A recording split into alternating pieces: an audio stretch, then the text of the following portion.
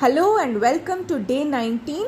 Today's question was an elderly male with a history of nodular swelling in left leg and a previous history of burn wound at the same time. A biopsy was performed and the picture was given to you. The correct answer is Marjolin's ulcer, which is a cutaneous malignancy arising in the setting of a previously injured skin. SCC is the most frequent malignancy identified and lesions are aggressive and carry a poor prognosis.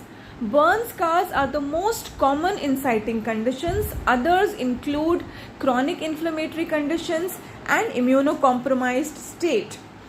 Squamous cell carcinoma, let's study. It is the cutaneous SCC is the second most common tumor arising in sun exposed site. Mind you, BCC is the most common. Most common cause of cutaneous SCC is DNA damage induced by exposure to UV light. Second most common association is with immunosuppression.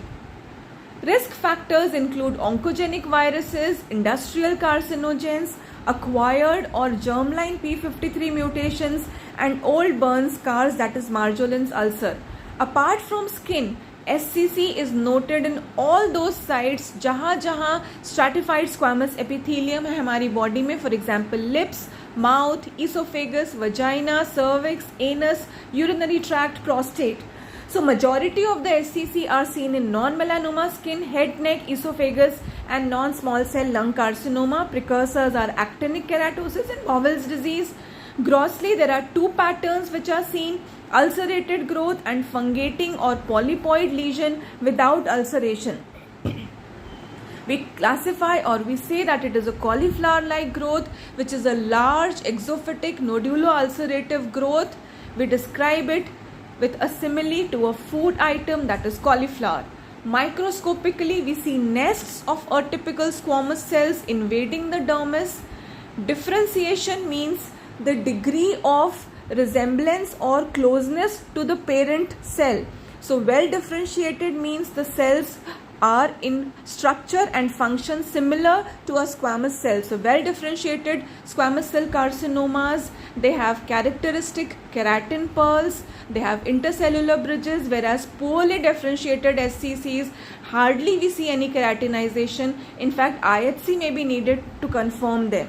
So in well differentiated squamous cell carcinoma, we see polygonal cells with vesicular pleomorphic nuclei, prominent nucleoli. Here you can see prominent desmosomes or intercellular bridges. Again in this picture you can see prominent nucleoli, desmosomes or intercellular bridges are also prominent, and abnormal mitotic figures. Intercellular bridges, keratinization, which is a feature of well differentiated squamous cell carcinoma, and abundant eosinophilic cytoplasm, a feature of squamoid differentiation. Here you can see pleomorphic squamous epithelial cells arising from the epidermis and extending into the dermis, and keratin pearl formation.